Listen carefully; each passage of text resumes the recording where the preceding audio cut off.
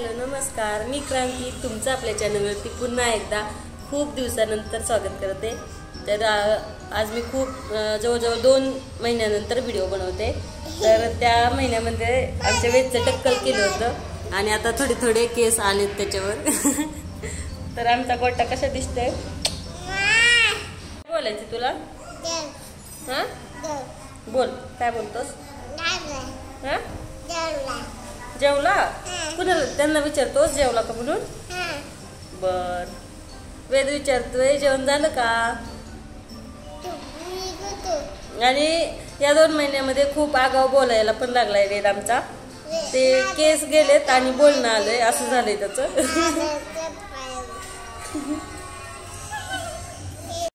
कपडे वगैरे धुवून झालेत, आता कामाला लागते स्वयंपाकाच्या। बोलायला येत नाही मग काय हे? तिकडे तू जा।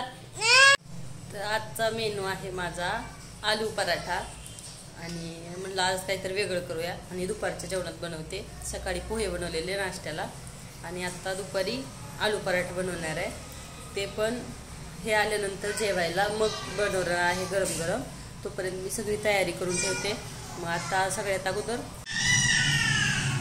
बटाटे उकडून घेते आणि हे गेले होते मार्केटला, त्यामुळे छोटे छोटे बटाटे घेऊन आलेत।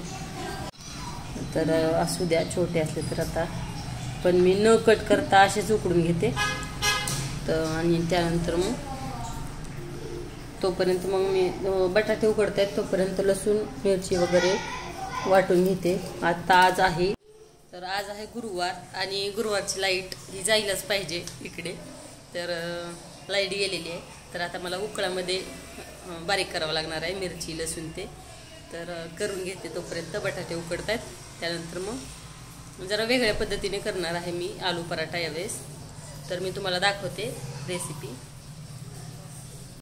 प्रेग्नेन्सीमध्ये भाजी भाकरी खायचा कंटाळा येतो, खरं तर बनवायचा पण येतो आणि त्या स्मेलने खायची इच्छा होत नाही, पण मग बनवायला लागतं आपल्यालाच। आता इथे कोण नाहीच तर कोण बनवणार माझ्याशिवाय। तर मग खूप कंटाळा आलाय भाजी भाकरी खाऊन। मग आज म्हणलं वेगळं काहीतरी खाऊया, बनवूया आणि ते पण मलाच बनवावं लागणार आहे। मग सारखं सारखं बाहेर पण खाल्लं तर मग त्रास होते, अजून खूप तेल वगैरे वापरतात बाहेर त्यामुळे।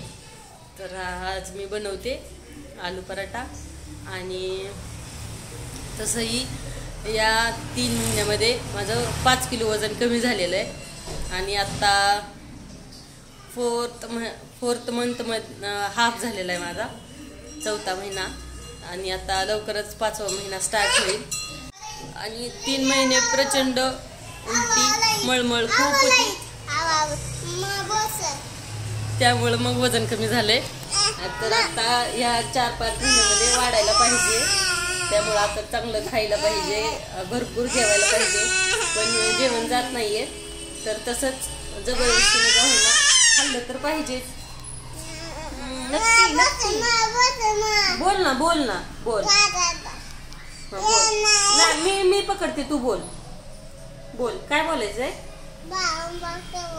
बाळानं वरण भात खाल्ला, पोहे खाल्ले ना तू सकाळी, आता पराठा खाणार आहे बाळ। टकलं बाळ ए जा तिकडे। काय खाल्लं बाळाने? अजून तिखट भाजी वरण भात खाल्लंय। बर, बाळाला काय आवडतंय? काय आवडतंय? काय आवडतंय?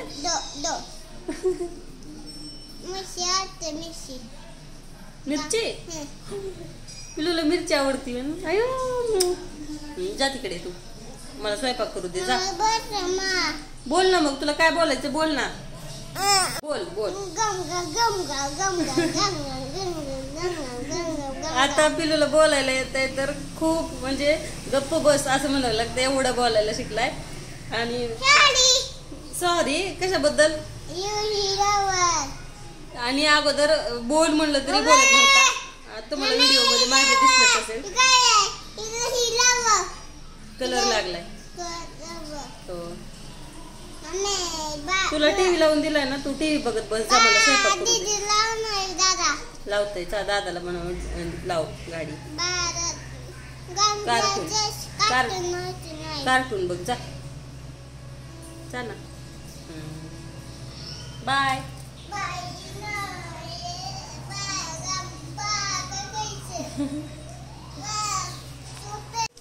कोणाला प्रेग्नन्सीमध्ये खूप त्रास होतो तर कोणाला कळत नाही काहीच, म्हणजे काहीच त्रास होत नाही. तर ते खूप एन्जॉय करतात प्रेग्नन्सी त्यांची. आणि मला वेजच्या वेळी सुद्धा खूप त्रास झालेला, म्हणजे उलटी मळमळचा आणि काय खायची इच्छा होत नाही. परत फोडणीचा स्मेल येतो, त्यामुळे मळमळ होते खूप जास्त. तर त्यामुळं मग मी 2-2.5 महिने व्हिडिओच्या ब्लॉगच्या ह्याच्यात पडलेच नाही, कारण मी माझ्याच वेळात होते. आणि आत्ता थोडीशी मळमळ कमी झालेली आहे, त्यामुळं मग म्हटलं आपण पुन्हा ब्लॉग स्टार्ट करू शकतो. तसंही मला माझ्या प्रेग्नेन्सीच्या आठवणी ब्लॉगमध्ये ठेवायच्या आहेत. मग म्हटलं आपण स्टार्ट करूया. तर चला आता आजचा मेनू दाखवते मी तुम्हाला. रेसिपी नंतर शेअर करते. अगोदर बटाटा उकडून घेते. लसूण घेतलाय, कोथिंबीर, हिरवी मिरची आणि थोडं जिरं.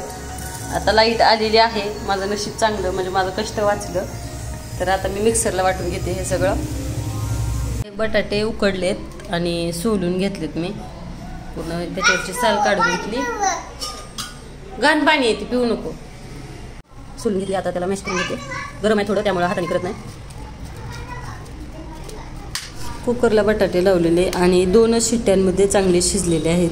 तर ते येलोवाले बटाटे दिसतात, तर ते जर खाल्लं तर आपलं जे उपवासाला लागतं ते रताळं असतं ना, तर तशी टेस्ट आहे त्याची.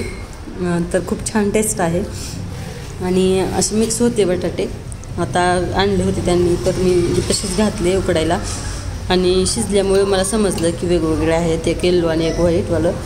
तर शिजवून घेतले छान असे, ते मॅश करून घेतलेत. आता त्यामध्ये गव्हाचं पीठ चाळून घेते. गव्हाचं पीठ चाळते थोडंसं. मला तिघांसाठी पराठे बनवायचे आहेत, तर त्या अंदाजेच मी पीठसुद्धा चाळून घेणार आहे. किती लागतं आहे त्या याने अंदाजे. तर थोडंसं पीठ चाळून घेते, अंदाजे 3 वाट्या चाळते. आणि चाळून झालेलं आहे. त्यामध्ये मग मी लसूण, कोथिंबीर आणि मिरची वगैरे वाटलं होतं, जिरं ते घातलं. त्यानंतर थोडंसं लाल तिखट घातलं, कलर येतो त्यामुळे. आणि थोडासा गरम मसाला, थोडंसं धना पावडर आणि थोडीशी हळद. तर हे सगळं घातलेलं आहे. वेद मध्ये करत होता, वेद मध्ये करतोय. आणि स्वयंपाक करताना रोजचं त्याचं असतंय, पीठ तर खेळायचं आहे, मी करते ते तर करायचं असतंय त्याला. तर त्याचं चाललेलंच आहे. त्याला ओरडते तरीसुद्धा तो तिथंच बसून खेळतोय. आणि मग मी पीठ मळून घेतलं, त्यामुळे मग व्हिडिओ मला कंटिन्यू करता आला नाही. आता हे 15-20 मिनिटं भिजून घेते. बटाटा वगैरे मिक्स केलाय आणि असं केल्यामुळे गोळे थोडा वेळ आपण पुरणपोळी टाईप करतो त्यामध्ये पुरण घालून त्यानंतर मग लाटतो, तसं नाही केलं. डायरेक्ट गोळे केले आणि लाटून घेतले. तर मी डायरेक्ट पराठा तयार झालेला आहे माझा छान असा. आणि एकदम मस्त पातळ छान पराठे तयार झाले. आता दही आणि पराठा, आता हे दह्यासोबत एकदम छान लागतात. हा आमचा नवीन मेंबर. हे थोडंसं सामान आणि आता आतमध्ये पण ठेवलं आहे मी. तर हे ठेवण्यासाठी कालच घेऊन आलो आहे आम्ही ड्रेसिंग टेबल. तर इथं हॉलमध्येच मांडलं आहे आम्ही, कारण किचनमध्ये बेडरूममध्ये अंधार पण आहे आणि तिकडे जात नाही जास्त वावर हॉलमध्येच आहे आमचा. त्यामुळं मग ड्रेसिंग टेबल आम्ही हॉलमध्येच ठेवतो. आता स्वयंपाक वगैरे सगळा झाला आहे आणि आता हे येतील तेव्हा मग जेवण वगैरे करून दही पराठा. तर आता खूप दिवसानंतर ब्लॉग बनवला आहे, तर मग हा पहिलाच ब्लॉग खूप मोठा नको, म्हणून आजचा ब्लॉग आपण इथंच एंड करूया. तर कसा वाटला ब्लॉग ते मला कमेंट करून नक्की कळवा. आणि आवडला असेल तर लाईक करा. आणि सगळ्यात महत्त्वाचं म्हणजे चॅनलवरती नवीन असाल तर चॅनलला नक्की सबस्क्राईब करा.